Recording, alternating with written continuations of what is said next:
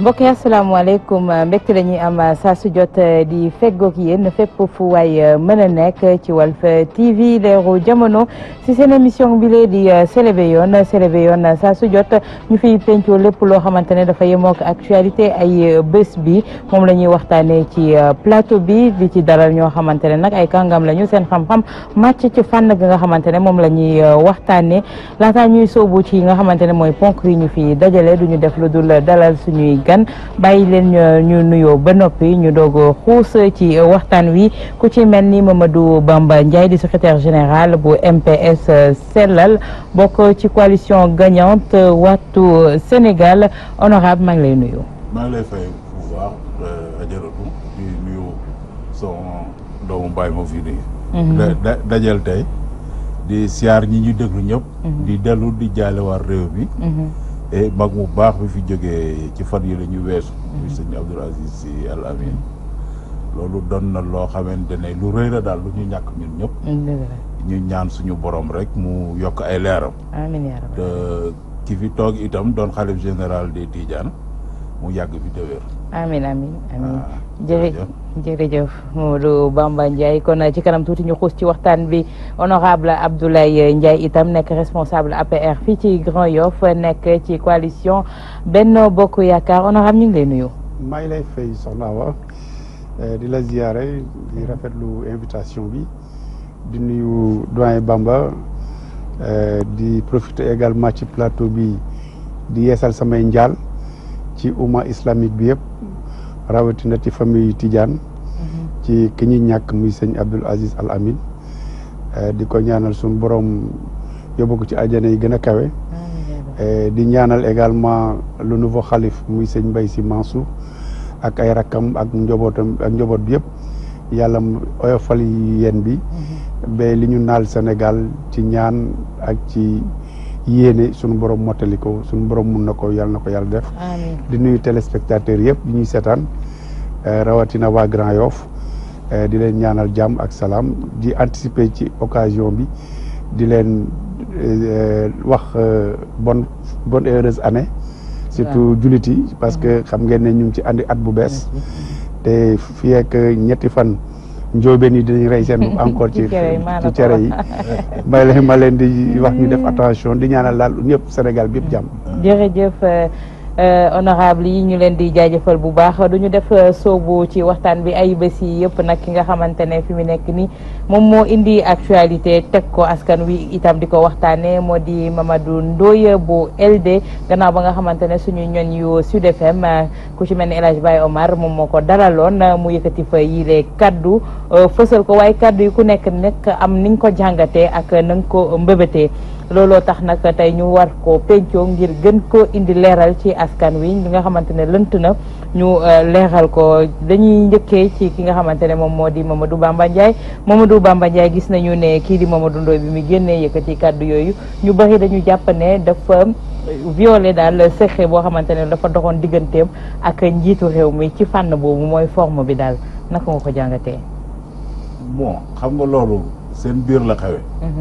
muy biir Benno Bokk Yaakaar Mamadou Ndoye wax na ñeneen ñi waxuñu mais dafa mel ne li Macky Sall seq ak Mamadou Ndoye moom la seq ak ñeneen ñi wala sax mu ëpp ko fuuf mais Mamadou Ndoye li ko wax loo man xawma ko dëgg-dëgg mënu ma laa wax ne lii moo tax mu wax lii moo tax mu dem si defee wax loolu mais wax na daal te li mu wax it kenn weddiwu ko donc lu fay dox la nañ ko xamee noonu rek man nag dëgg-dëgg du li ma gën a yitteel ndax ay 4 millions yi jox LD ak yooyu mbiru pétrole bi ak gazu Sénégal bi man moom ma gën a soxal ndax loolu ay milliards la. mais lii itam ci wàllu bonne gouvernance bi nga xamante ne le chef de l'État mi ko doon prôné ci la bokk d'accord naa ñu wax jeeg yëpp waaye damay bañ rek ñu jubale ñun ñëpp ci di waxtaane mbiru Mamadou Ndoye jox nañ ki 4 millions kii jox nañ ko 500 000 kii jox nañ ko 1 million ba bañ a waxtaaneeti li nga xamante ne dëgg-dëgg moo war a doon soxlay réew mi ndax dafa am lu muy jur ci suñu nekkin tey am lu muy jur itam ci nekkinu suñuy doom ëllëg ak suñuy sët muy ñu leeral mbiru pétrole bi léegi gis naa ne kenn waxatu ci Aliou Sall Franck Timis annoncé woon nañ fa ay plainte opposition bi attaqué kenn waxatu ci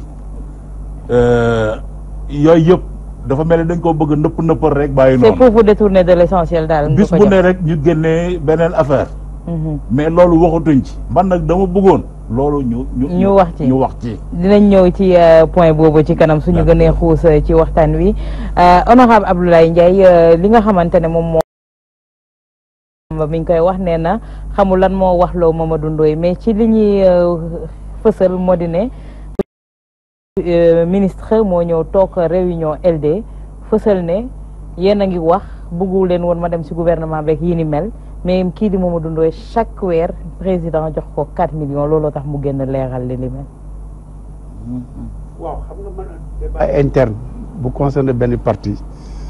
aw ma sañ-sañ. mais dañ ci tudd le chef de l'État waaw man par contre sur la place publique. par contre li kilifa bi wax bu jaar ko à travers les zones bu Sud FM. njàngat bi ma ci am mooy ñun population gis-gis bi ñu am ci notion d'État la mooy État ñaareel bi lan moo différencier nit buy occuper de haute fonction wala occuper bu bare ak ki nga xam ne c'est le citoyen lambda est-ce que sañ-sañ yi benn lañ est-ce que ñeme micro di wax aussi di wax lu la neex ab ku ci nekk yenn bokk sañ-sañ yi dama gis depuis un certain temps ministre day jóg soit ci télé wala ci rajo wala ci journaux yi di wax yoo xam ne loolu méngoowul ak fonction maanaam li ñuy wax homme d'état parce que man dama suma gàttum alwa Mamadou Ndoye bi mu nekk ministre de l'éducation de base man ma yore kuréel yore nekk dans l'enseignement am audience ak moom di waxtaan ak moom ma koy suivre ci liggéey bi mu doon liggéey ak ni ko nit ñi apprécié woon ci liggéey bi bu demee foofu mu jógee foofu dem Banque mondiale nit kooku yaakaar naa ne buy wax ak sénégalais yi am na kàllaama bu mu la waxee war a waxi sénégalais yi parce que audience privée la ca am ñoom la concerné ñun concerné wuñu sinon président da doon jël table am wala chaise am toog ci wetu marché bi nañu waxtaan ci kanami sénégalais yi alors boobu benn njàngat bi la donc ban comportement la kilifa war a am ñaareel njàngat bi mooy lan moo tax durant 4 ans musul wax loolu mu xëy nekkatul secrétaire général partem doog a wax loolu te du la première personne bu taxawee noonu ma gis ne malgré notre âge bi Senghor di waaj a bàyyi ñun bi ñëw ne kii ministre Senghor la dafa am bët boo ko doon xoolee même certains ministres du Diouf dafa am ay bët boo leen doon xoolee donc loolu defe naa ne Sénégal war na ci xoolaat ñu andiwaat valeur yooyu ci ni ñuy tabe nit ñi ci yenn responsabilités yi ma jàpp ne le ministre Mamadou Ndoye a vraiment tort a commis une grosse erreur te war na baalu république bi man loolu laa jàpp war na baalu république bi léegi nag la tax mu wax loolu vraiment man je ne saurais le dire parce que bokkuma ci instance LDI ensuite du ma aussi bokkuma ci entourage également président de la République. mais est-ce que tey Mamadou Ndoye rek moom moo war baalu askan wi est-ce que le chef de l'État Macky Sall itam warul baalu askan wi bu fekkee ne nommé na ko ministre d'État nangul woon poste boobu mu koy rémunérer loo xamante ne li ñu rémunérer salaire u ministre d'État la à quelle fin lañ ko koy rémunérer itam bu fekkee ne ministre d'État koo xamante ne xëyul gontul demul toog ci instance yeeg ñi ni mel ñu koy jox 4 millions te 4 millions su njiitu réew mi. bien sûr te xam nga sax man de gisuma ci man lu ñu ci mën a yeddee Mamadou Ndoye parce que Mamadou Ndoye kilifa bu mag la quand même. réew mi ñëpp xam nañ ko. te yaakaar naa ne muy école bi muy même ci mbiru démocratie ci Sénégal et xeex yi fi xeex yëpp ci jamono Abdou Diouf melul ne melul nii daal ni ko nit ñi. fi ko nit ñi bëgg a dëkkale tey. man xam naa ne dëkkul foofu ànduñu ci wàllu politique waaye loolu dëgg-dëgg mën naa koo seedeel. duggul foofu mag la ku jub la te joxaloo soxlawul 4 millions Macky Sall ci man li ma xam ci moom. dama koy wax nag ngir yàlla rek parce que ànduñu. ci wàllu politique moom bokk yaakaar la bokk man ci opposition bi laa nekk. li mbir mi nag mooy moom bu ko waxee am na lu ko wax loo xam nga sànq dama ne xaw ma lu tax mu wax ko mais xam naa ne kilifa bu mel ne Mamadou Ndoye bu demee toog ci rajo wax ko. am na un motif qu'il estime valable de le dire mu jël ay responsabilités. bon loolu ça va de soi. mais bu excuse waree am ci Macky Sall la war njëkk a jógee parce que li Mamadou Ndoye wax boo ko déggee sax day xam ne moom li ñu ko wax daf ko choqué kaay ma mun naa la nommer ministre boo bëggul moo jox la 4 millions dafa mel ni affaire daf ko choqué mu ne bon naa jël 4 millions yi jox ko parti bi quoi génn ci. voilà donc mode de gouvernance boobu boo xamante ne ci xaalis lañ koy teg ak ci corruption. damay dégg souvent seen alliés yi di kaas naan kenn du leen consulter kenn du diisoo ak ñoom ci orientation politique yi même ci investiture législative yi ñëpp jooy nañ même PS ñëpp jooy nañ donc dafa mel ne mode de gouvernance mode de gestion des alliés bi nekk foofu ci xaalis rek lañ ko bëgg a teg ku nekk daal ñu ngi lay jox dara ne la noppil boo waxee ñu génn ne kii jox nañ ko donc doxalin boobu moo rafetul man ba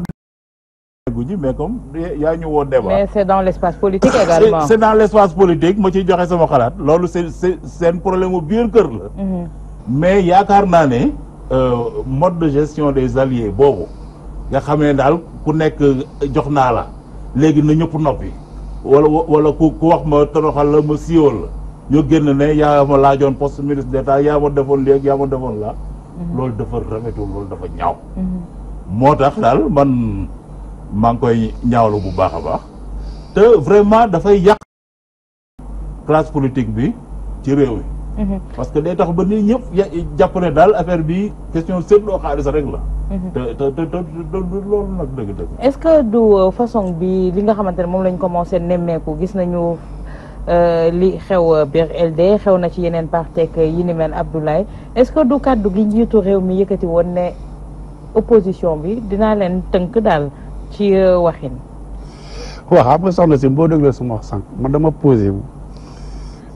benn question bu am solo. booy kilifa nan nga wax moom coalition Sopi la bokkoon ñoom ñu créé CAP 21 lu doon am CAP 21 moo gën a pire li ñu dénoncé nii yaa ngi fàttaliku histoire AJ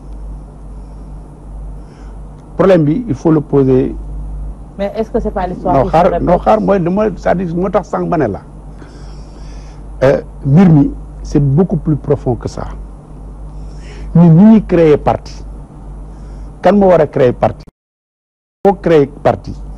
ndax yow charte yi nga tënk sa bopp ndax yaa ngi koy respecté wala respecté woo ko c'est important. La deuxième chose fonds spéciaux moom député la woon député dañuy voter fonds spéciaux yi moom xam nga ne c'est un pouvoir discrétionnaire du président de la République. président du naan kenn moom nangu na ko voté ko man nangu naa ko voté naa ko sama morom nangu na ko voté na ko ñun ñëpp d'accord nañ ne nit dafay feebar yaa xam kilifa nga yaa xam nga aviser président de la République mu tibb ci xaalis boobu jox la nga dem faju ci am na kilifa bu mag bu nekk PDS toog na fii ci télévision def naa seen plateau la mu ne moom président moo ko yóbbu mu faju ci mais ci xaalis yooyu lañ koy fajee ji équipe nationale soo amee yenn problème yi ñu solliciter président ci xaalis boobu lañ koy jëlee alors si maintenant yaa am na ay sénégalais yu président yaakaar ne il n'est pas dit que boo nekku ci gouvernement président du la confier liggéey man xam naa ñoo xam ne bokkuñ ci gouvernement mais am nañ xam-xam ñu ngi ci réew mi président da leen di woo di leen jox liggéey ñu koy liggéeyal ci anam yu gën a sell te kenn du ko yëg alors si le président juge l'opportunité mu am nu mu agir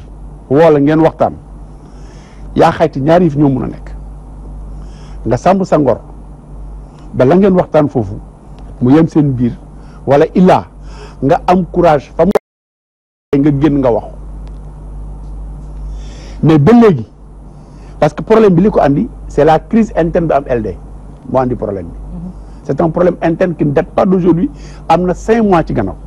est-ce que c'est vraiment interne est-ce que y a pas. non soo déggee ma ne la interne parce que moom dafa xëy yaa ngi fàttaliku bi gars yi waxee ne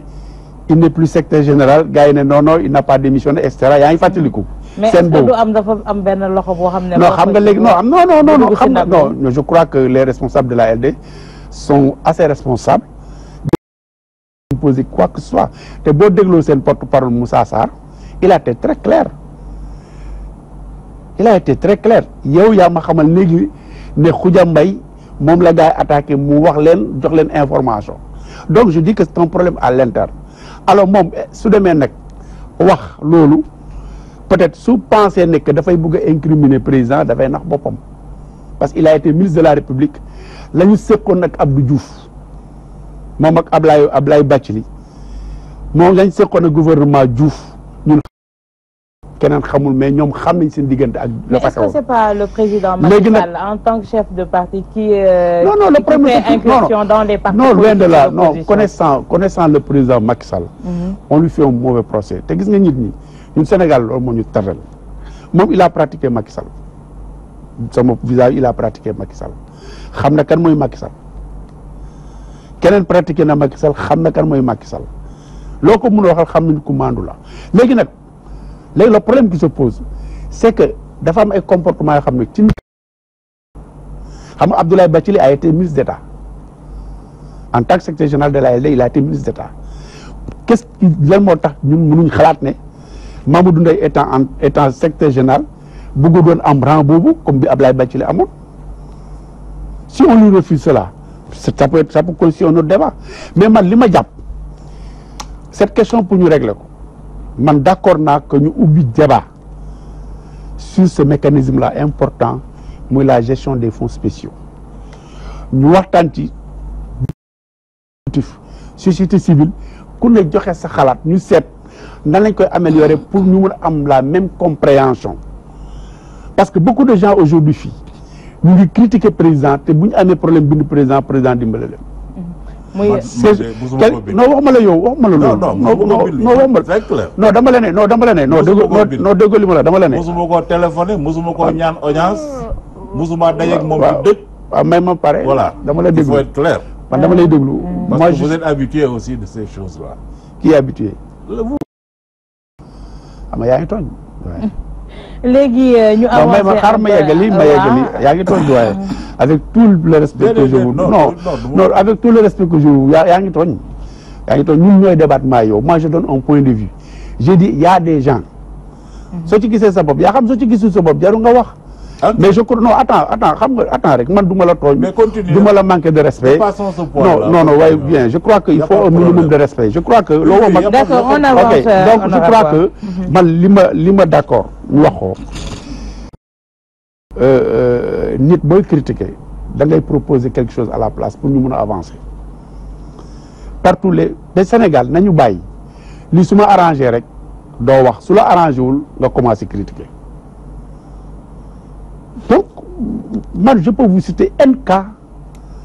au temps du régime de Wade ci cas yu mel nii mais c'est pas important du loolu moo ñu soxal du loolu moo soxal c'est pour cela qu'on a enlevé Wade pour vous non loolu raison de plus ma ne la il faut des échanges man d'accord naa boo xam ne day participer au développement de ce pays man d'accord naa pour ñu càmbar ko toog waxtaan ci je suis entièrement d'accord honorable tey li ni mel day indiwaat beneen problème wax naa ko sànq le président Macky Sall li mu waxoon ne opposition amatul opposition en face de lui parce que ñëpp mettre na leen dans sa poche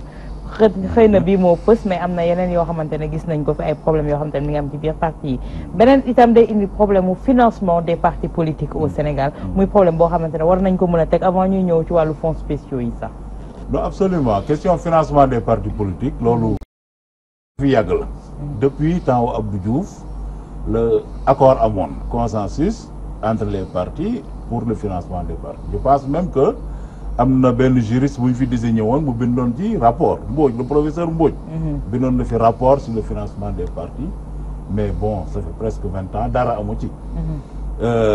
donc moo tax ma yaakaar ne loolu il faudrait que parti politique yi ak société civile beeg juristes yeeg yëpp ñu toogaat seetaan mbir mi parce que c'est pas normal que fi ñu toll nii presque financement public des partis politiques Sénégal on est dans le peloton de queue ñun ci ñi ko ñàkk lañu amul alors que Sénégal ñoo ko fi njëkk a wax proposition bi presque Sénégal la njëkk a génn mais ñëpp appliqué nañ ko Sénégal féete ginnaaw loolu jaaduwul donc loolu la doon na lu ñuul daal ci suñu démocratie loo xamante ne war nañ ko defar moo tax daal man bu ma sañoon parti politique yëpp dinañu toog ak société civile bi ak juristes yi ñu waxtaan ci financement public des partis boobu teg ko ci yoon nag teg ko ci yoon bu bañ a nekk une public des partis mais bu doon un financement par exemple boo xamante ne dañ koy teg ci les campagnes électorales par exemple ñu ne état bi di contribuer pour les campagnes électorales des partis ku nekk peut-être selon le nombre d'élus yi muy am bon ça je dis ça comme ça quoi proposition yi ñu mën a def bari na mais man daal yaakaar naa ne foofu Sénégal dafa am benn retard boo xamante ne ñaaw na war nañ gaaw ñu combler ko léegi nag débat sur les fonds spéciaux man je suis pas contre ni ma la ko waxee sànq y a des débats plus urgents nañu def débat ci ArcelorMittal il y a je crois si je me souviens bien une quarantaine de milliards en fait beaucoup plus d'ailleurs qui ont été perdus par le Sénégal du fait d'une signature qui ne repose sur rien et même qui est même illégale parce que l'agent judiciaire de l'État avait refusé de signer mais pourquoi le président de la République et son gouvernement ñu noppi ci c'est pas normal il faut qu'il s'explique sur cette question-là et que defoon signature léegi ministre de l'Intérieur ne moom mooy organiser des élections transparentes on verra bien peut-être loolu dinañ ci ñëw ci waxtaan yi donc ArcelorMittal nañ ci wax mais yooyu yëpp soo gisee honorable ñu ciy wax di ñëw ci wàllu fonds spéciaux yeeg yi ni mel c'est que le chef de l'État moom moo prôné woon fii une gestion sobre et vertueuse et li ni mel ci yooyu yëpp day découler ci li nga xamante ne tey moom la ñuy waxtaanee bu fekkee ne gestion sobre et vertueuse bu fekkee ne fonds spéciaux yi ni ñu koy décaisser kenn amu ci droit de regard mënul xam fu muy dugg ak fu muy génn loolu yëpp bokk na ci li nga xamante ne moom le président prôné woon te tey ji dafa mel ni dañu wàcc yoon bi di def ñu nga xamante ne loolu la quoi xam nga même version gestion sobre et ni ñu ko doon et vertueuse xaw ma sombre lañ doon wax version gestion sombre bon et véreuse loolu la yenn gars yi di wax bon loolu là je suis d'accord fii dama doon tooñ rek quoi je ferme la parenthèse mais waxatu ko est-ce que vous avez le discours il n'en parle plus waxatu ko dootoo ko déggati mukk mu daan gestion sobre et vertueuse léegi leneen lay wax mais loolu waxatu ko parce que moom xam na ne nekku ci sénégalais yi xam nañ ne nekku ci donc léegi tayee naa waxati gestion sobre et vertueuse parce que du loolu la doxal mais encore une fois boo jëlee question fonds politique da ma ci bëgg a dellu si tuuti rek xam nga man du ma ko yombal ni ko ñenn yi di yombal ñii naan nañ supprimer fonds politique yi wala ñii naan fonds politique dañ ko jox président bu ko neexee mu taal ko demewul noonu fonds politique ay fonds secrets fonds spéciaux loolu amul état bu ko dul am état daf ko war a am parce que état yenn saa yi mu am des affaires d'état yu muy lijjanti wala des affaires secrètes yu muy war a lijjanti loo xam ne xaalis moo koy def donc loolu il faut ki ñuy dénk responsabilité bi ñu natal ko xaalis tegal ko ne ko yenn yi nga xamante ne kenn mënu koo wax bu li nga lijjanti ko loolu mën ta ñàkk mais nag fonds yooyu kenn waxu la nag nga jël nga jël jox sa jabar boo ko defee dëgg la kenn du la demander compte ci xaalis parce que ay opération la yoo xamante ne du lu ñuy tudd ci mbedd mais dañuy def ko ci opération yi boo ko jëlee jox ko sa jabar mais ñoo lu tax nga def ko c'est tout à fait normal boo ko jëlee jox ko sa jabar mënutoo wax ne waruma rendre compte parce que sart ba ñu tegoon da nga war a rendre compte ku jël fonds politique yi jox ko jabaram mu koy distribuer dafa war a rendre compte sénégalais ku ko jël di ko jox say militants ak say alliés da nga war a rendre compte les sénégalais parce que fonds politique loolu taxu koo jóg fonds spécial ak nuñ ko mën di tuddee fonds secret yooyu yëpp nuñ ko mën di tuddee loolu taxu koo jóg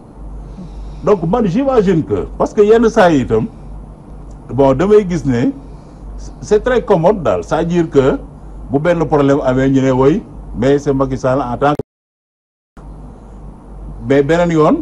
s'ils sont pas à l'aise ñu ne non c'est Macky Sall en tant que secrétaire général du parti moo ko def mais j'imagine que buy diggaale ak Mamadou Ndoye comme allié c'est pas le président de la République c'est le chef. C'est un chef de parti qui parle. Oui, c'est le chef de Benno Bokk Yakaar qui discute avec un parti allié. Donc pourquoi on parle de fonds secrets et tout ça? Ça c'est peut-être les fonds de Benno. Mais on ne peut pas parler là parce que ça c'est pas une activité de l'État de discuter de Benno Bokk Yakaar, de la représentation des partis, c'est pas une activité de l'État ça. Donc bu ñu fi tuddati affaire du chef d'État. Donc activité boobu activité chef de parti politique la ak chef de coalition mu seq ak mbokkam bu mbokkal coalition kon man d'accorduma ñu ciy tudd ay fonds politique wala ay fonds secret wala leneen. ndax jotuwuñ dara. dëgg la tey ci fànn boobu itam honorable Abdoulaye Ndiaye day ñëwaat tegaat question wu li ma doon wax sànq honorable Bamba moo di politique en tant que tel et l'utilisation des fonds spéciaux. tey utilisation fonds spéciaux yooyu est-ce que mënuñu ko assimiler itam wàllu caisse d'avance est-ce que du benn ndax mënuñu leen a méngale ndax même service yi fonds spéciaux yi di faj loolu la caisse d'avance boobu di faj. yaa ngi boole yu bokkul mais dafa bëggoon andi une petite précision par rapport li mu wax sànq. ne le fait entre Mamadou Ndoye et président Macky Sall ça c'est le domaine dafa entrer dans le domaine de Benno Bokk Yakaar je peux m'inscrire en faux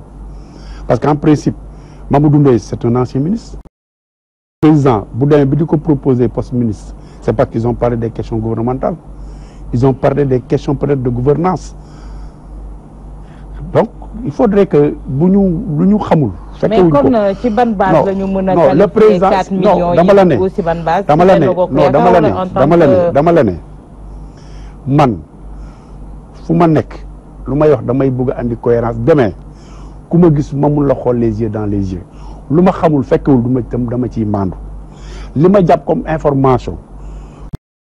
am naa ci une lecture keneen mun na ci am une autre lecture et je m'en tiens à ça li ma jàpp ko mooy que le président de la République mun na woo Mamadou Ndoye en tant que collaborateur mais en tant qu'ancien ministre di ko soxla pour jox ko benn rang benn titre mu koy wéyee titre boobu di ko permettre mu koy doxeel ay soxlaam pour le compte de l'État du Sénégal pour le compte du Sénégal loolu mun na nekk parce que je pense su nekkee collaboration Benno Bokk Yakaar rek am na d'autres cadres rencontre y a une direction exécutive de Benno Bokk Yakaar buy rencontre régulièrement et l'ensemble des chefs de parti dañ fay siège ñu di waxtaan ak ñoom donc il faut faire la part des choses. mais li clair obscur ci mbir yi Abdoulaye mooy kon bu fekkee ne tey proposé na ko poste ministre d'État il a décliné l'offre tey sur quelle base donc kan moo ko proposé le chef de l'État non le chef de l'État ne l'a pas proposé comme ministre d'État. Ah ouais? ministre conseil la ko proposé. Mamadou Ndoye d'après les déclarations moom moo demandé à ce que mu porte ça comme Abdoulaye Bathie qui était secrétaire général de la LD. C'est comme ça que information am parce que man damay traiter information ni ma ko jotee. Mais par rapport maintenant au financement des partis xam nga Sénégal booy déglu acteurs politiques il y a des problèmes. Il y a combien de partis dans ce pays? Plus de 250. Tonnes et quintales. Léegi ça passe na 250. Quels sont les partis yi demal seen bopp élection? Il y a des partis yoo xam mosuñu dem élection donc boo bëggee régler la question du financement des partis xoolal statut de l'opposition seetul à chaque fois que bu ñu ko agité nga dégg ay prise de position au niveau de l'opposition. kon da nga jàpp ne bëgguñu ñu élaguer. non parce que kenn bëggul sa morom nekk chef de l'opposition parce que aujourd'hui suñ doon jël ci côté parlementaire opposition parlementaire nécessairement groupe libéral moo koy doon. PDS a koy nekk mais est-ce que PDS koy nekk wala coalition Sénégal a koy nekk parce que le PDS n'est pas allé seul aux élections donc il faut d'abord régler cette question-là est-ce que mënuñ dem élection ñu ne léegi tous les partis ku ci ne na nga demal sa bopp élection du am coalition pour ñu mën a nat xam réellement kan mooy chef opposition parce que tey ñëpp ñu bokk composé wu coalition Wattu Sénégal suñ nee PDS la su leen neexee ñu leen non ñun concourir nañ à ce score-là participer nañ ci à l'atteinte de ce score-là donc vous voyez ce que cela fait il y a des préalables à régler beneen bi boo jëlee parti politique yi tey boo ci demandé woon ministère de l'intérieur nga ne ñan ñoo ci def rapport de fin d'année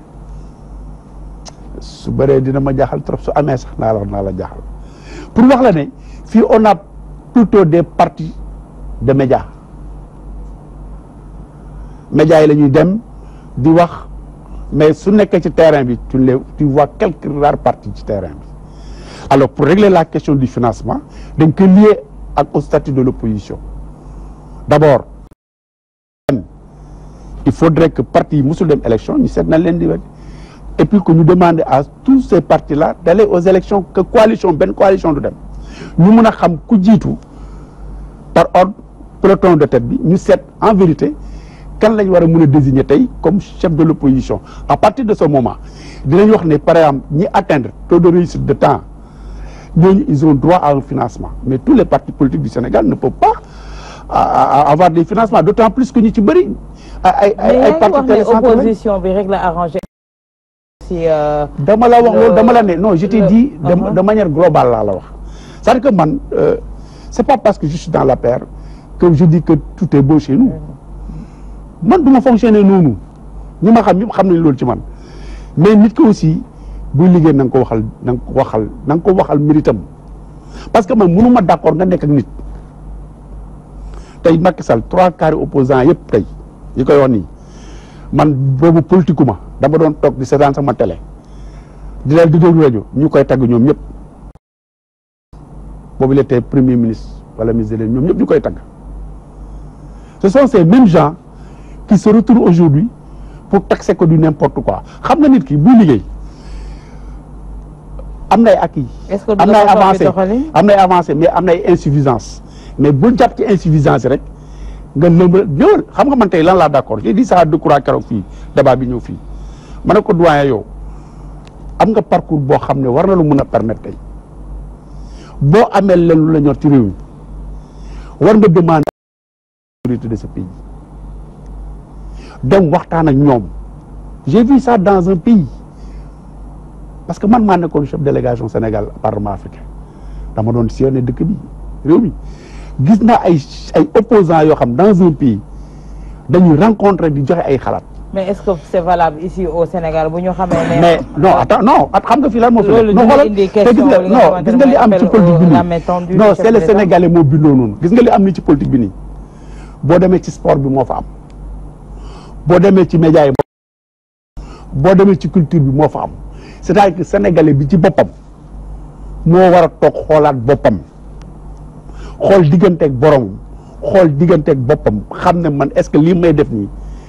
lu jaadu loola jaaduwul ñun ñëpp nag la dalee ca président ba ci suuf tout le monde ñun ñëpp parce que réew mi fii mu dem nii xamatoo d'abord dawee sax politicien amatul crédibilité Sénégal et c'est grave suñ demee ba tollu foofu mais c'est acteur politique donc war nañ ko xoolaat suñu bopp ñu ñëw ci caisse d'avance bi Bamba Ndiaye moo di fonds spéciaux yi sànq maa ngi koy wax est-ce que mënuñu ko assimiler ak li nga xamante ne moom moo di caisse d'avance yi parce que les mêmes fonctions la ñuy remplir également mais absolument mais pourquoi vouloir accepter l'un et refuser l'autre? Voilà, loolu c'est une question intéressante dinaa ci wax tuuti mais soo ma mayee rapidement rek pour qu'on puisse avancer, il y a beaucoup de questions. Très rapidement rek damay wax rek ne la paire yu ñu juddoo ba léegi fàttaliku ma fu mu mës a demee seul aux élections toujours ay coalition rek lay demee am na débat yoo xam ne amul njëriñ am na parti yi dem élection ñu dul dem élection ñii dem seul ñu dul dem seul loolu c'est pas ça le problème je pense que ñi koy def problème li ñu bëgg waxaguñ ko c'est-à-dire une restriction des libertés démocratiques bi ñu bëgg a def pour faire taire l'opposition disposition yi ñuy xalaat ñoom pour faire taire l'opposition te mënuñu koo wax loolu ñuy junj ni naan woy parti dafa bari war nañu seet lii war nañu seet laa mais man duma ci wax damay xaar ba jour bu ñu génnee seen mébét est-ce que tu te sens visé, honorable? Hein? Tu te sens visé? Non, c'est toute l'opposition qui est visée. ci dëkk bi la ñu dëkk buñ naan bu élection yi nañu interdire les coalitions par exemple effectivement ça arrangerait bien la paix mais sur quelle base légale de faire même pour la présidentielle là qui vient ça arrangerait bien la paix qu'on dise voilà l'opposition n'a pas le droit de se coaliser mais sur quelle base légale lañ koy teg mais loolu yëpp duñ ci wax xam nga ñoom ñi ngi argumenter en disant parti dañu bari nañ tere coalition yi ku ne demal sa bopp ñun nattala ak yooyu mais wax ji lu nekkul foofu wax ji loolu moom lu ñuy sëlami nit ñi mais li ñu bëgg maa ngi xaar ba ñu àgg fa ndax bis dana ñëw dinañ ko wax bu boobaa dinañ ci débattre kon foofu laa ciy yem léegi nag justement c'est-à-dire que affaire déclaration Mamadou Ndoye bi dafa ça a agité beaucoup de questions. Non, dafa blanchir Khalifa Sall. Clairement. Parce que qu'est-ce qu'on lui reproche? Que yor na une caisse d'avance, boo xamante ne il fait pas de compte rendu et il mène des actions sociales et tout ça. ñu ne ko pourquoi il faut nga prouver que ces actions-là ont été réellement menées, etc. C'est-à-dire c'est le même mécanisme les fonds secrets et tout ça. Quand Mamadou Ndoye dit que le président de la République a remis 4 millions, ça me rappelle exactement quand les adjoints de Khalifa Sall, comme Moussa Sy par exemple, dit que tel responsable de la paire, tel responsable de la paire, chaque mois ils venaient ici, Khalifa Sall leur donnait de l'argent. C'est la même chose. Donc en confirmant la déclaration de Mamadou Ndoye, mais ils ont blanchi Khalifa Sall. Il n'y a plus aucune base, en tout cas sur le plan rationnel, il n'y a plus aucune base à le poursuivre, parce que les choses sont très claires maintenant. Voilà. On ne peut pas emprisonner, surtout emprisonner. Bon, si c'était aller à la Cour des comptes et tout ça, d'accord. Mais si on l'emprisonne pour des motifs uniquement politiques, c'est-à-dire politique rek ka tax ñu ne nañu profité ci lii pour tëj ko pour tere ko mu nekk candidat. mais tey fonds spéciaux yi ak déclaration bi daf leen dab ci fànn boobu. non daf leen a dab lii moom Khalifa Sall seet na wecc moom. affaire Khalifa Sall Macky Sall seetal na ko wecc moom. Abdoulaye bu fekkee ne fonds spéciaux yi moom ak 15 d'avance bi nuroowuñu ci tur waaye ci fonction ci defin ñoom ñoo bokk ndey ak baay. non dama xaw a jaaxle tuuti quoi parce que d'abord dama rectifier d'abord bul ragal man da nga ma poser une question sur la question des financements. Je dis que aujourd'hui tey pour ñu régler la question il y a des préalables est-ce que mënuñ demander à tous les partis d'aller seuls aux élections waxuma ay problème dañ koy tere collection parce que tey su leen neexee watu PDS mooy chef de parti su leen neexee ngeen bañ parce que vous êtes membre de la coalition watu c'est dans ce sens-là lay waxee pour revenir à la question fonds politique amul lenn lu muy wutee ak caisse d'avance d'ailleurs caisse d'avance boo joxee. da nga koy lapsus la wala da nga ne amul lenn lu mu wutee ak caisse. non si lapsus la dama ne non dañu wutee. parce que caisse d'avance da ngay justifier ji après au niveau de la perception xam nga caisse d'avance la y a des actions à mener tout de suite xaalis ñëw ñu mettre à ta disposition un fonds. mais doxalin boobu. non xam man bëgguma dugg ci débat boobu parce que c'est un autre débat boo xam ne daf ñu mérite day laaj temps pour ñu débattre. Alors que les fonds politiques les fonds spéciaux tu ne dois pas rendre compte à personne. est-ce que tey jotoon na ñu réformer loolu. mais sama njëlbeen wax lan laa wax. non moom mi di wax nii il a voté ces fonds là pendant combien d'années. mais la caisse d'avance non xaaral moo la rek non les caisses d'avance tu rends compte c'est de l'argent boo xam ne dañ la ne yow loo wax dafay am piste justificative parce que instant bi nga soxlaa def ko amagoo xaalis soo ne ñu mettre à ta disposition perception may la possibilité pour nga régler loolu ba pare suñu aree ñu régulariser ko. loolu mooy caisse d'avance ça n'a rien à voir avec les fonds spéciaux man je crois que bu ñuy wax man tey su amee ku bëgg Khalifa génn man la parce que on partage Grand Yoff te suma grand la donc loolu affaire bi du foofu man damay wax ne ñi may seetaan man ñoo ma intéressé li ñuy wax c'est-à-dire que man li ma jàpp ci débat c'est que bu ñuy wax nañuy wax rek teg ko ci yi doyen di wax nii yëpp man ay pétrole yooyu du ma ci tontu parce que c'est pas l'objet du débat mais mënoon naa toog fii di débat moom ba 10 heures du matin demain à 10 heures te du ma mës a convaincre sur cette question là mais en vérité c'est li am solo mooy que bu ñuy caisse d'avance fonds spéciaux yàgg na am te ni mu ko waxee am na ci réew yëpp man nee naa la ne lépp luy participer ci liy defar réew mi man nangu naa ñu ubbi une fenêtre xool si seen possibilité ñu waxtaanaat sur ni ñu war a tëggaate ce poste budgétaire là muy les fonds spéciaux pour mu leer ci bopp nit ñi parce que tey Sénégal ñu bëri ñu ngi wax tey xamuñ sax lan la xamuñ sax comment ni muy fonctionner xam nga te loolu suñu xamoon li muy régler ci ay problème Sénégal ñu ci bëri duñ wax mais man la ma duy nangu xamaanoo nga toog rek pour ëllëg bopp sénégalais yi nga leen di tegal loo xam ne wóor la na ni yow mbir mi demewul noonu parce que tey ñun ñëpp kenn ci ñun maa muy moom kenn amul preuve ne président de la république day jël affaire di ko jox soxnaam. di ko jox soxnaam kenn amul preuve boobu. kan moo indi débat boobu. non yow yaa ko wax sax. yaa ne fonds spéciaux nga jël ci di ko jox sa soxna. ah bon non loolu non non dama la wax non xam nga. c'est ça que tu dis. non mais may ma mooy andi wax xam nga sax non waaw may ma rek xam nga non man wax ji nga indi dafa intéressant. non dama la ne non attends grand comme la tête sur les épaules ngay waxal de dama la bëgg expliquer une chose dama la ne man li ma jàpp fonds spéciaux ba mu yàggee am Sénégal du tey la mu faj bari na mais de la caisse d'avance tamit yàgg naa am Sénégal mais bokkuñ xam nga tey le budget non xam nga lu bokkul boo ma ne am na ñoo xam ne liggéey nañ fa ma ne la waa d'accord naa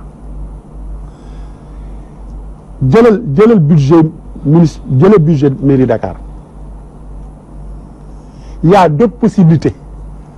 bu permettre aux maires d'aider des gens sans pour autant nga jaar par la caisse d'avance donc dañuy wax duñ koy wax nañuy wax li nga xam ne moo mën a nekk. yow mos nga siège yow à la mairie de Dakar je te rappelle que man ici un ancien adjoint au maire. waaw mais d'accord nga ne. donc mënoo ma koo jàngal. non jàngal ma la ko mais mën nga ko xam bañ ko wax. waaw. non moi je suis très serein. Voilà. mais dama la bu wax ne d'accord nga ne mairie am na yeneen possibilité dimbale nit te du jaar ci caisse d'avance. caisse d'avance la ñuy discuter c'est ça le débat. ah voilà non da nga wax ne non tu as parlé des gens de l'APR qu'on a aidé. non Moussa Sy a dit sur la caisse d'avance. il a aidé des gens de l'APR qui ne travaillent pas à la mairie. loolu c'est un autre débat. loolu la wax dama la bëgg a wax ma dama la. Macky Sall doon dimbale leen Khalifa Sall doon dimbale waa APR. xam nga man su ma neexee. su ma neexee fii wax fii léegi dara loo xam ne wóor na ma ne damay génn woot sa gars yi téléphone gars yi dégg nga li ma leen wax dama doon ça se fait en politique on sait comment les am na dama la ne. waaw ci landoor politique bi nii. chaque jour nga dégg nit wax. génn jël téléphone am woo ñooñu gars yi dégg ngeen ni ma leen chambré wookan oh grand wolof laa lay wax. non mais j'ai pas compris. non dama la ne. waaw ci landerneau politique bi.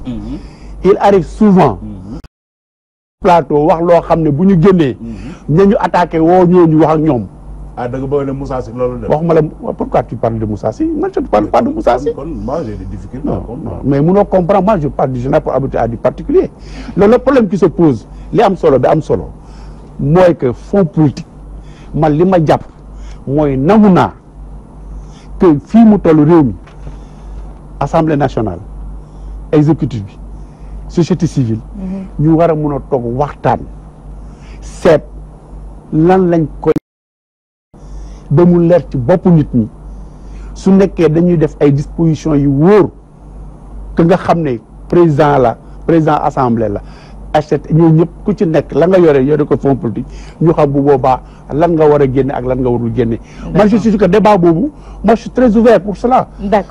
d'accord on avance un peu ñu jógee ci caisse d'avance wax ci beneen caisse muy caisse de dépôt et consignation bi nga xamante ne jox nañ ko Aliou Sall gis nañu ki nga xamante ne moo fi nekkoon jiitu réew di maître Abdoulaye Wade génn caisse boobu te lu mu ci jublu woon moo doon une banque commune boo xamante ne ça va aider à financer muy nekk prêt yoo xamante ne dañ koy fekk ay nit ñu mun a financer seen ay projet pour kii ko ñu joxaat leen koppar googu te bi mu fiy jógee c'était à hauteur de 6 milliards ak yi ni mel tey on parle de 200 milliards et autres mais ci anam googu tey jii moom moo indi itam wax koo xamante ne taxaw na moo di ne caisse boobu amul benn contrôle bu ciy am le ministre des finances est sorti pour dire qu'il day am contrôle mais avec ANOCI dañ ne woon ANOCI amul contrôle ministre bi génn ne am na contrôle et jusqu'à présent amul benn contrôle boo xamante ne effectué nañ ko ci muy similitude yoo xamante ne itam taxaw na ci fànn boobu. oui loolu am na solo sànq dama jàng benn këyit ñaari juriste ay professeur de droit yu nekk université kenn ki Dakar la ne kenn ki bitim réew la ne mais ñoom ñaar ñëpp ay sénégalais la ñu def benn article ci mbiru CDC bi ak nomination Aliou Sall bi génne code des collectivités locales analyser ko wane ne article des collectivités locales tere na ñu nommé Aliou Sall foofu comme directeur def ci argumentation juridique bu leer nañ def benn appel ci conclusion bi Macky Sall pour mu dindi décret bi ndax décret bi méngoowut ak yoon loolu lu am solo la et maa ngi koy wax fii xam naa ne ku seet ci journaux yeeg yooyu ci internet bi di nga gis déclaration boobu muy lu am solo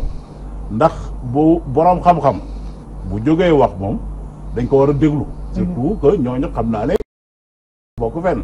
ñoom ci kaw xam-xam rek la ñu wax ci kaw droit la ñu wax li ñu wax mooy ne moom maire la te caisse de dépôt et de consignation bokk na ci ay rôle am mu doon benn genre banque boo xamante ne dafay jox ay prêts collectivités locales yi loolu c'est une des fonctions benn la daal fonction ci yi gën a ëpp solo ci liggéeyu CDC mooy di lebal xaalis maire yi ba loolu sax boo ko seetee yenu maana parce que dégg na lire naa ci journaux yi ñu naan bi Aliou Sall di prêter serment dafa ne dafay démissionner de l'AMS association des maires du Sénégal pour bañ a nekk en situation d'incompatibilité mais association des maires du collectivité locale maire de Guédiawaye mooy collectivité locale mais association des maires association la du diggaale dara ak CDC kiy diggaale ak CDC mooy collectivité locale bi donc c'est la mairie de Guédiawaye donc kenn mënul nekk maire kuréel nga xamante ne mooy lebal maire yi xaalis ndax boo boolee ñaari da ngay lebal sa bopp te loolu yoon dàq na ko kon mbir mi leer na nañ mesure bi mu jël d'abord mesure bi ci boppam c'est illégal c'est-à-dire nommer un maire là-bas mais même bu démissionner pour man le problème n'est pas réglé parce que pourquoi ak cadre yi nekk Sénégal yëpp ñu dem nommé ko fa te xam nañ ne maire mënu koo nekk ba maire ba di démissionné lu tax mënuñoo jëliwuñu yeneen cadre yi nga xamee ne ñoom du ñu maire nekkuñ ci benn situation d'incompatibilité ñu nommé leen mais ñu dem jëli koo xam ne dafa nekk ci situation d'incompatibilité ba muy obligé ni démissionner ak yooyu loolu lu ko waral. mais sur le contrôle en tant que tel qu'on dise que caisse boobu tey jii ça ne fera pas l'objet de contrôle. waaw loolu itam bëgg naa ci wax tuuti mais dama wax rek ne li tax ñu jëli ko lenn dong la mooy ne frère Macky Sall loolu dong parce que man daal gisuma beneen raison bu mën a tax cadre yi nekk Sénégal yëpp te duñu maire nekkuñu association des maires amuñu benn problème d'incompatibilité ñoo ñëpp ñu bàyyi leen fa jëli koo xamante ne dafa am problème de compatibilité ba mu naan damay démissionner lan moo ko waral du dara lu li mu nekk frère léegi mbiru contrôle bi li leer mooy ne am na décret boo xamante ne changé na système de statut caisse de dépôt et de consignation léegi nag ñi ci des ku nekk ngi def sa interprétation ministre bi mi nee na mun na contrôler nee na cour des comptes mun na ko contrôler mais yeneen juristes yi jàng texte bi ñoom dañu ne léegi daal laq nañu caisse de dépôt de consignation ba kenn mënu leen contrôler man nag ñi wax loolu laa gëm ñi wax ne décret bi dafa laq caisse de dépôt et de consignation ñooñu laay mën a gëm parce que bu fekkoon ne avant dañ ko doon contrôler après le décret dañ ko doon contrôler lu indi décret bi xam nga ne ñi itam dañoo yore seen i bopp di xalaat voilà kon am na lu indi décret bi li te li indi décret bi mbiru contrôle la kon am na fa lu bees bu ñu nax nit ñi est-ce que diñu faillir ci wàllu contrôle bi Abdoulaye j'ai donné le cas de l'ANOCI bi nga xamante ne ça a suscité beaucoup de polémiques te est-ce qu'on va pas revivre cette même histoire avec cette caisse de dépôt? Je le crois pas. Mais c'est triste quoi parce que Sénégal j'ai peur c'est triste parce que duñ dañu bëgg détails yi bëgg ay débat yu inutile mais man je ne parle pas d'Aliou Sall en tant que frère du président je parle d'Aliou Sall en tant que citoyen sénégalais qui a fait ses études et qui a eu des diplômes supérieurs. Mais vous jugez inutile ces débats-là? Non, attends, c'est un débat inutile. Xam nga la moo tax c'est un débat inutile. Non, may ma. Parce qu'on a vécu cette même expérience avec Abdoulaye Wade. On n'a pas pu revivre Abdoulaye Wade depuis Senghor. Avec Adrien Senghor, on a vu Maguette Diouf qui était plus sérieux que Maguette Diouf parmi tous ces acteurs politiques-là. Le problème du se situe à ce niveau-là. Gis nga nit ki il faut ñuy respecter doomu aadama. Bon donc Aliou Sall kon lu mu doon tax muy jàngi su nekkee ne man suma biir famille su ma amee une compétence bon bi mu bëggee dem élection législative mais frère am daf ko doo dem toute la population de Guédiawaye jóg mobilisé wu ne ñun mooy suñu candidat il a fallu woon loxo Aliou Sall il est citoyen sénégalais nommé nañ ko man en tant que citoyen fi may xaar Aliou Sall et di interpeller Assemblée nationale mooy au bout d'un an am nañ possibilité Assemblée nationale woo ko mu ñëw pour mu wax leen li xew foofu. Deuxième chose, il y a un conseil de surveillance. Pourquoi il a prêté serment devant le conseil de surveillance? Là. Mais soit de deux choses l'une. Nous devons confiance à toutes ces structures-là, à toutes ces entités-là. Voilà boog ñu xam ne Sénégal fii ku ci nekk sa magum bopp nga loolu nekk nga def man c'est pourquoi je n'ai jamais critiqué Karim Wade en tant que ministre man fu may waxee mooy tey Aliou Sall bés bu buggee abuser wu de sa fonction def lu ko neex ma attaqué ko mais aujourd'hui li ñu war a wax mooy ndax Aliou Sall a les compétences requises pour gérer cette caisse. Si oui, ok, on l'attend au tournoi. Et nañ ko juger par rapport à ses capacités de gestion. Ce qui intrigue, le problème qui se pose, c'est le contrôle. La consistance de la somme, je vais dire. Non, tu sais, vous savez, on s'achemine vers des non, élections vous savez, également, des élections coûteuses. Le problème, mais les Sénégalais ne sont pas dupes. Vous pensez que le président de la République war a dem vers un deuxième ko yàlla jox ak jàmm ak salaam dina bàyyi nit di ko yàqal gestion loo xam ne demain daf koy coûter cher mais ñun les 49% que nous avons eu ci législative yi mais daf ñu servir de leçon. ah ouais, est-ce que vous en avez tiré de... mais suñu tiré de leçon duñ nekk ci mbedd di ko wax mais ku ci nekk en âme et conscience xam nga ne war nañ gën a juboo war nañ gën a redoubler d'effort. D'accord. léegi le problème man fu may wax le contrôle aura bel et bien lieu. Et maa ngi ñaan les acteurs politiques. attention yëpp lu concerné ci état Sénégal nañ koy consulter juristes yi ngeen wax et tout ça c'est bien beau je n'ai rien contre mais man Sénégal ni may dégg léegi yenn juristes di wax et en fin de compte fa ñuy mujjee moo tax léegi lu bëri damay tey ci ñoom li ñuy def. waaw lu bëri dama ciy tey. mais en tout cas li am solo bi am solo. laissons le temps au temps. et on verra. fi mu nekk waxtu bi ñu cërale woon